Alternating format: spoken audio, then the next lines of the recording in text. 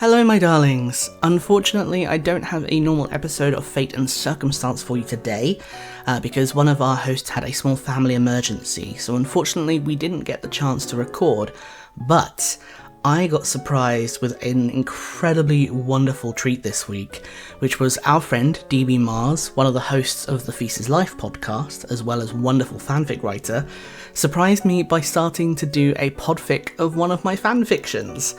So they were kind enough to also give me permission to share it with all of you here on the podcast. So this bonus episode this week is going to be chapter 1 of Café Noir. Now, Café Noir is a coffee shop AU or alternate universe fanfiction, so it's set in an alternate timeline, and it's not like a typical coffee shop in that it's not super happy and quaint because Hannibal Lecter is still very much Hannibal Lecter. Some might argue too much Hannibal Lecter, but it gives you an idea of maybe what things could have been like if Will and Hannibal had met in a different environment. Will still has his past of being an ex-homicide detective, but he never joined the FBI or went into teaching. DB would like me to give you the disclaimer that she forgot to use her fancy microphone for this first chapter, so the sound will progressively get better. Personally, I think it sounds fine. And also, if you can't understand her Hannibal impression, it's because nobody can understand him in the show either, therefore it's canon, and I completely endorse that. So, without further ado, huge thank you to DB Mars for not only bringing my story to life in a new way, but also making it more accessible for those who don't have the time, patience, or ability for reading a fanfiction. There will be information in the description of where to find the fanfiction, both the podfic and the original text, if you would like to. I would love if you could go follow the podfic to listen to more chapters when they come out, and obviously if you want to read the original and leave me hate comments, that's fine too. So, thank you so much, and this is Café Noir.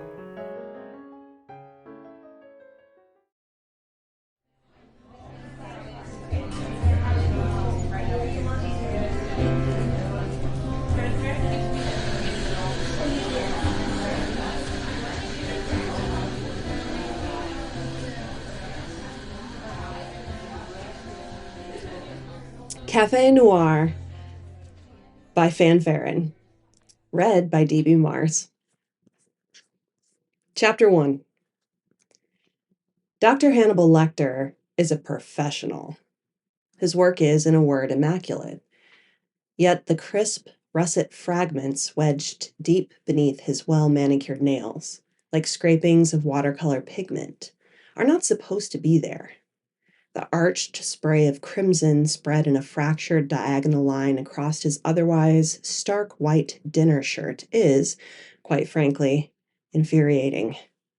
But the most dispiriting thing of all, the single detail that has the proficient craftsman searing with utter displeasure, is the inch-long gouge underneath his left eye that drips heavily down his face.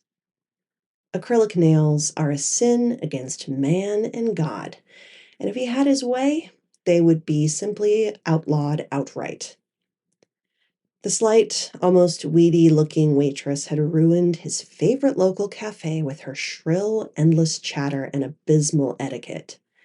Picking off meager game was not his usual manner. The woman certainly wouldn't be in ownership of a business card. But the fifth time she shrieked into her phone whilst still speaking to a customer had pushed him over the edge. It should have been easy enough, but avoiding his preferred establishment had also meant lacking the delights of their specialty brews, which had led to a surprisingly impactful caffeine deficit.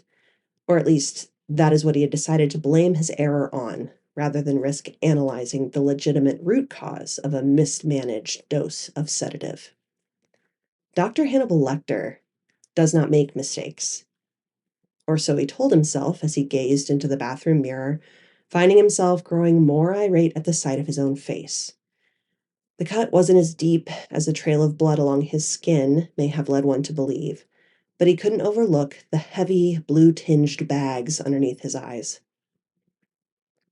He was not accustomed to being taken by surprise, least of all by a waifish waste of a girl who by all rights simply should not have had the strength and dexterity of an incensed house cat. Yet here he was, ego wounded more so than the dermis, which slowly eased its leak of vermilion. Lashing out had been careless, impulsive even, but as the cheap plastic material of her sickly pink nail made contact with his cheekbone, his scalpel seemed to have moved of its own accord. A waste of time, a waste of meat, and a perfectly good shirt ruined. There was plenty to salvage, he knew that much, but he wouldn't have even graced his worst dinner guests with her comestibles. No, she was far more suited for compost, and the scrapings of his DNA beneath her gaudy talons would never see the light of day, nor would her vapid gossip pervade his delicate ears. He cleaned his skin with deft efficiency and discarded his shirt, along with his latex gloves, into a suitable plastic bag before proceeding to dab at the small wound with an alcohol wipe. He hissed through his teeth at the sting, and even that sullied his mood, viciously disturbed by the corpse's ability to make him react in such a way. A healthy helping of antiseptic cream and a neatly cut bandage applied to his skin was enough to soothe the damage, but not his temper. He knew that he would no longer be able to visit the cafe. It had been dirtied irreparably for him now, and so he would have to find another establishment to lift his spirits in between appointments at his Baltimore office. It's surprisingly close to the office, the curious establishment that Hannibal decides to trial, at least within a fairly reasonable walking distance. He's not entirely sure how he hadn't noticed it before. It wasn't a chain, thank God. Oh, so perhaps it was new. The exterior was unassuming but dark, slinking into its surroundings like an entrepreneurial chameleon, despite being just a tad more shadowy than the other small establishments along the street. As he pressed open the door, he was greeted by the gentle jingling of a bell above his periphery, possibly the lightest thing tonally in the space. It was strangely dingy, deep green patterned wallpaper, murky leather furniture with matching walnut tables, with an equally dreary stained finish, and even the light fixtures were a somber painted copper. In all honesty, he rather liked it. His instinctively deep inhalation, nostrils flaring, was rewarded with a delightful array of coffee blends intermingled with the sweet notes of assorted pastries, as well as hints of well-worn leather and some sort of pine-scented polish from the furnishings. There were a few customers dotted around, but it certainly wasn't busy by any means. Each patron appeared to be visiting by themselves, so there was a soothing lack of ambient noise aside from the occasional hiss, hum, and clink of the shining chrome culinary machinery behind the counter, manned by a single, lonely barista. Hannibal approached, his black Oxfords giving a satisfying click across the floorboards with each step, and peered at the large handwritten menu on the wall behind the countertop. It was all scrawled in chalk, a slightly odd but at least legible font, with little drawings of pastries and coffee beans bordering the selection. He made his way to the barista and found himself at an unexpected impasse, as the man before him refused to meet his eyes, nor did he greet him. The man was shorter, though by no means small in stature. The black shirt beneath the uniform of his deep navy apron sagged at the rolled-up sleeves, but his forearms revealed a promise of lean muscle. He had a thick head of dark curls, a handful of which cascaded over his pale forehead. "Hello," Hannibal started in an attempt to gain the man's attention, a well-practiced and faultlessly polite smile resting upon his lips. The barista lifted his head in recognition, just a little, but said nothing. Hannibal felt his mouth release a minute twitch. "I hadn't noticed your little coffee shop before today. Would you recommend a particular blend?" The man's head lifted higher at this. He wore tortoiseshell glasses that sat a bit too low on the bridge of his nose, the top of the frame obscuring his pupils. Not that he actually looked at Hannibal, mind you. Instead, his focus seemed to be on the taller man's shoulder. He drew a deep breath, chest heaving with the effort, as though the very thought of having to speak was a complete waste of his time, and he took that personally. I would recommend the coffee. Hannibal felt his fingers flex at his side of their own accord. He studied the man's face, but found that his gaze slipped lower, studying the creamy column of his throat that was bared from the single top shirt button that sat undone. He thought about wrapping his fingers around it, squeezing until ivory would begin to blossom pink, then red, then purple. Is there a particular coffee on your menu that you enjoy? He tried again. Everyone loves to talk about themselves, after all. No, the barista stated simply, though for the briefest moment his eyes flickered over Hannibal's face. They were large, cerulean things with a little cobalt green tinges, framed by thick black lashes. Hannibal imagined pressing his thumbs into them. Not fond of eye contact, are you? Hannibal peered across the man's form once more, landing upon the small plastic label pinned to his apron and adding with a delightfully satisfied tone, Will. The man, Will evidently, let out a loud, put-upon sigh before repeating, No. Then he placed his palms down on the glassy counter, fingers splaying outwards and the musculature of his arms flexing ever so slightly underneath layers of flesh, skin, and a fine smattering of dark hair. Sir, you're holding up the line. Hannibal glanced over his left with a faintly bemused expression. Then, to add to the performance, he turned on the spot to look behind him, spinning a full circle back to the sulky barista with a pleasant smile. I appear to be your only customer, Will. It's very rude to assume that you are on a first-name basis with a stranger, sir. The man's voice was dripping with unabashed contempt. Hannibal considered how delightful it would be to tear out his vocal cords. Well, Will, my name is Hannibal Lecter, so that we now know each other's names and we can be as equals, he replied, the small smile never leaving his face for even a fraction of a second. No sullen young man was going to get in the way of his desire for caffeine. Said young man brought a hand to his chin, scratching at the shadowy stubble covering the lower half of his face before replying, Please make your order, Mr. Lecter. Doctor, Hannibal corrected, perhaps a little too quickly, perhaps a little too interested in taking the man's hand and pressing his fingers down against the wooden floorboards, hard enough for his nails to bend backward and fracture into the soft tissue beneath. Please make your order, Dr. Lecter, Will amended without missing a beat, his lips pressing into a fine line of a mirthless smile as he peered at the taller man's left earlobe. Why don't you surprise me, Will? He wanted to remove the man's glasses ever so gently, then jam the arm into one of his corneas. Will gave an unamused little hum and rang him up, careful not to let their fingers touch as he passed the man his change, as though the doctor might carry some sort of disease. Please take a seat, and I'll bring your beverage over as soon as it's ready. Hannibal dipped his head with quiet gratitude and made his way over toward a seat close to one of the little shop's front bay windows. He released the buttons of his suit jacket and lowered himself into the comfortable armchair, crossing his ankles beside the stubby little table that sat next to it. His expectations couldn't possibly be lower, and the service had all but guaranteed that he would not be visiting again, but he had to admit that the quiet peacefulness of the place was certainly pleasant. He enjoyed the soft rays of sunlight from the window that fought to brighten the dark environment, and the seat truly was wonderfully snug. He was grateful that he wasn't due for any other clients until later in the afternoon, as the obscenely inadequate barista had ensured that he was already behind schedule when it came to how much time he had wanted to dedicate to his simple coffee break. He glanced back over to the counter and was a little taken aback to see that the coffee was at least being properly brewed, none of this ridiculous pre-ground powdery nonsense. The scents wafting from across the room were alluring. Admittedly, so was the glimpse of skin between the collar and the curls of the back of the barista's neck. It wouldn't be possible to reach the carotid artery from behind, but he could at least sink his incisors into the capitis muscles, which would be truly unpleasant for Will, but absolutely rapturous for Hannibal.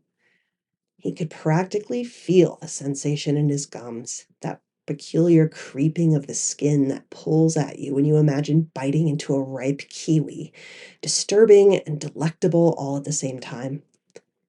It was as the mental image of viscera in his teeth pervaded his mind that Hannibal was summoned back to reality by the clutter of a tall cup and saucer being placed clumsily down on the table. Hannibal glanced between the cup and the sulky barista as almost black liquid sloshed and dripped down the side of the white ceramic, a little brown pool settling in the saucer below. A handful of paper sachets of sugars and sugar alternatives soon followed, carelessly scattered in every direction. "Your coffee," Will announced bluntly. "If you require milk or a dairy alternative, please let me know." And with that, he was gone. The entire display was a slapdash little whirlwind, the storm cloud of a man there one moment and gone the next, leaving an insanely aromatic brew as evidence of his thunder. The slightly puzzled psychiatrist glanced down at the beverage, thankful that at least the handle hadn't been coated in liquid. No napkins, no spoon to stir the sugar, should he have desired to add any. More reasons not to revisit.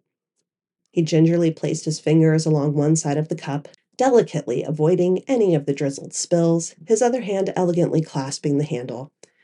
He brought it upwards and breathed in deeply. Taste is, after all, 80% smell and only 20% what messages our taste buds fire off to our brains. It was surprising. The primary note was chicory, but it wasn't overpowering, but rather a smoky complement to the deeper base notes of the dark roast. There were caramel hints, almost burnt, appealing. Hannibal took a small sip, allowing the borderline too hot liquid to run against the sensitive muscle that was his tongue, sliding down his throat with an enjoyable twinge of pain at the sear. Damn. This was a very fine coffee. A very fine coffee indeed. Could you keep someone locked up and force them to make you coffee instead of killing them? No, that would be ridiculous. Still, he did consider it. Upon taking a second larger sip, he found himself almost choking with a sputter as the barista seemed to materialize out of thin air beside him with an almost chirpy, "Is everything all right with your order, Dr. Lecter?" He had to press a fist to his chest, willing his body to swallow without projecting the liquid back out of his mouth, steadying the hand paling with a vice grip on the cup handle lest he turn his white shirt brown. "Yes, thank you, Will," Hannibal rasped between an awkward cough. Even caught off guard, he ensured he had used the man's first name, refusing to let go of the obvious discomfort that it had caused. "You're very attentive, aren't you?" Will just smiled down at him, watching as Hannibal placed the cup back down and instinctively ran his hands down his shirt and waistcoat in case any creases dared to appear. As the doctor peered up at his server, he couldn't help but notice the subtle, sarcastic pleasure in the creases of his false smile. Satisfied that his disruption went as intended, he left to skulk back to his counter. The little gremlin of a man. Hannibal tried his best to relax and enjoy the frankly delicious coffee, but the knowledge that someone had managed to catch him unawares was clawing away at the deepest recesses of his mind. 2 mistakes in 1 week were unacceptable. Was he losing his touch? No, simply not possible. Thankfully, the warmth of the complex brew was soothing, even in his irritation. But when it was finished and the crockery sat abandoned on the table, he couldn't help the tiniest imperceptible flinch when the curly-haired man approached him again. At least this time, he didn't do so unnoticed. "What happened to your face?"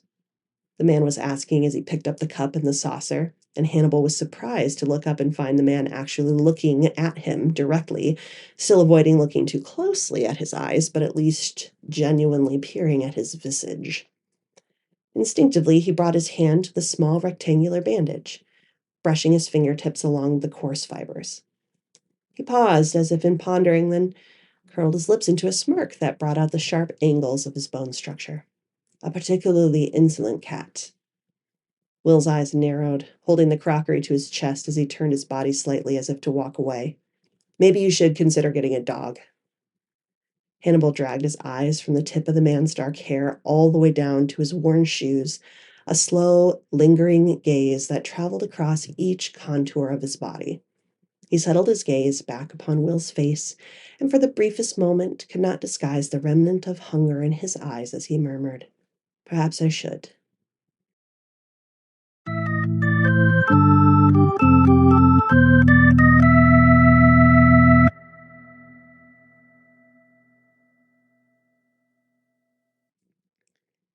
If Hannibal was being honest with himself, the second visit was inevitable. If he was being dishonest, he would say that it was purely for the quality of the coffee, which had far surpassed any of his previous haunts. It had definitely nothing to do with the petulant boy at the counter. Unfortunately, the second visit also coincided with a rather foul mood, as he found himself caught up in an unexpected pelting of rain. The coffee shop was less than a 20-minute walk from his office. It was supposed to remain sunny, so of course he hadn't brought an umbrella. He wanted to rip the bell from the door hinge as it jingled merrily at his entrance. His suit was sodden, pale gray turned deep charcoal where it was soaked through and heavy on his limbs. His typically perfectly groomed hair was sticking to his forehead, long strands stubbornly out of place in all manner of directions. At least the place was quiet again, the few select patrons not giving him so much as a glance, off in their own little worlds with laptops or books. One pair of eyes did look up to greet him, though, a familiar pair of watery blues behind defensive spectacles. He expected the man to look away, but instead he was met with a smile. A mocking smile. He wondered how quickly the barista's blood would fill his mouth if he tore his bottom lip off with his canines. He found himself having to physically restrain a shiver at the thought. "Hello, Will," he almost purred as he approached the counter, watching as the younger man ducked his head in a poor attempt to disguise his grin. The man practically hid behind the cabinet of pastries. In an oddly masochistic manner, Hannibal's mood was improving by the second. "Hello, Dr. Lecter. How's the weather?" Only the slightest crack at the last vowel betrayed Will's voice as he pretended to organize and reorganize a stack of paper takeaway cups. Hannibal was not often appreciative of his own finely honed skills. He had worked hard for them, but they were, at this point, second nature, practically innate. However, in that moment, he found himself to be deeply thankful that he was able to hold back the deep desire to snarl. For if he had allowed himself to lose that ounce of discipline, there was no telling what else he would do. Instead, he simply wore that tried and true little smile, a flawless air of professional affability, every inch of his body under his full and total control. He practically bowed his head in subservience. "I'm afraid that I was rather caught off guard. My office is nearby, but the heavens opened up regardless." He caught Will's quick and curious glance in his direction. "Office? You're a private practitioner." "Psychiatrist," Hannibal clarified, and he certainly didn't miss the look of disdain that the other man made no attempt to conceal. "Not a freshen nut you're entirely fond of, I take it." It wasn't really a question. There was another of those forced, false smiles. People who endeavor to worm their way into the minds of the vulnerable, rather than assessing their own derisory weaknesses, are terribly boring to me. Hannibal's eyes lit up. It was the most he had heard the man speak, and he was enchanted. "Tell me, Will, what weaknesses do those in my profession possess?" The barista's curls bounced as his head rose suddenly, glasses pushed up on his nose by a clumsy hand, and oh, there was that eye contact. Who knew that the color blue could be so blisteringly hot? Flame seemed to radiate from him, little slithers of a deeply contained, seething energy escaping through the cracks of his physique. "Narcissism, for one." The man almost hissed the word, and Hannibal's smile turned into a grin. "A tendency towards smugness in spite of ignorance, the common act of mistaking an expensive tutelage for a legitimate erudition, not to mention a complete deficiency in regards to empathy." "I get the impression that empathy is something that you struggle with yourself," Hannibal remarked, his grin only widening as he watched the man was taken aback with a glare. "Or perhaps it would be more accurate to say that you are grappling with is an overabundance of empathy. I imagine it must be very difficult to allow others into your mind when it seems they are already there in the moment that you set eyes on them. Will moved closer to lean on the counter, his torso practically bending in half over it as he replied in a hushed tone. Psychiatrists also cannot stop their perverse drive to constantly psychoanalyze others. Perverse? Hannibal gave a breathy laugh at this, positively enthralled by the insulting insinuation. Do you believe I'm perverse, Will? Man was so close that it would have been no effort at all to reach out and grab a handful of those soft-looking curls, to tug until his delicate scalp tore and bled. I don't know what you are, Will admitted quietly, shuffling backwards as though suddenly overcome with the realization of his behavior, eyes cast aside and a self-conscious slumping of his shoulders. He seemed to falter, as though considering whether or not he should be apologizing, though no words came forward. Well, you yourself are a most interesting creature indeed, Will. The older man tried to reel in his grin at least a little, but he hadn't had this much fun in a long time. He didn't want the game to end, not yet. The dark-haired man let out a long sigh before mumbling toward the cash register. Can't say that I find you interesting at all. He raised his chin, looking somewhere vaguely off to the side of Hannibal's pale, wet hair. May I please take your order, Dr. Lecter? I would adore a repetition of my last visit. The roast was most appetizing, though sadly I have clients to see, so it shall have to be to go. He said it with an honest tone. It was unfortunate that he could not stay any longer to play. Will simply nodded, and once the transaction had been processed, Hannibal idled by the counter to watch the man at work. He wondered if people ever felt this way when watching him cook, as he watched Will's arms and fingers deftly maneuvering around expensive machinery.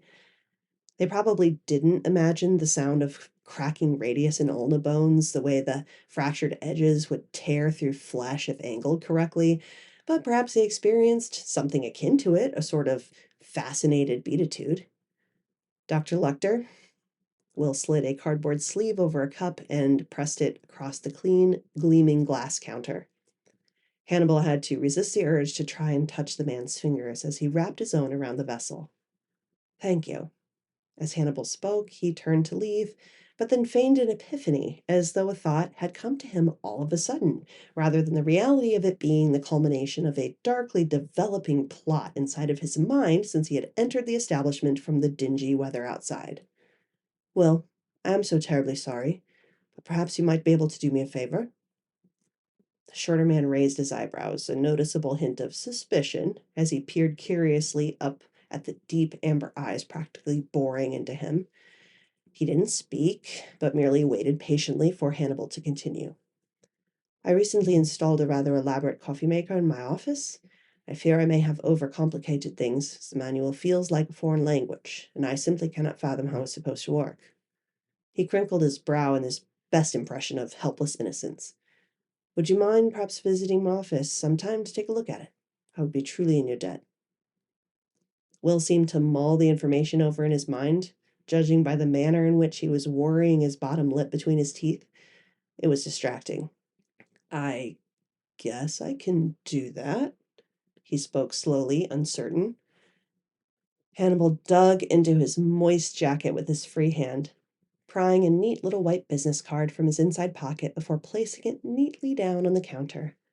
My address is on the back, as is my number. I always have a free slot at 7:30 p.m., so if you're ever available at that time, I would be most appreciative. Friday, Will nodded mostly to himself. Friday, Hannibal echoed back, trying his best not to look like an overly pleased feline that had just been delivered the world's largest saucer of cream. Perhaps I might even be able to find something that shall interest you. Don't count on it, the younger man muttered sourly, but he took the card all the same and shoved it into the pocket in the front of his apron. Hannibal was going to need to buy a coffee maker.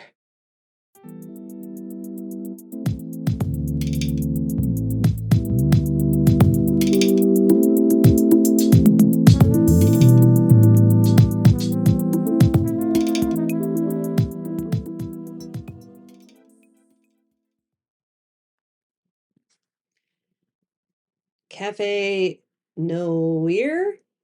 Is that how you say it? I'm kidding. I'm fucking with you.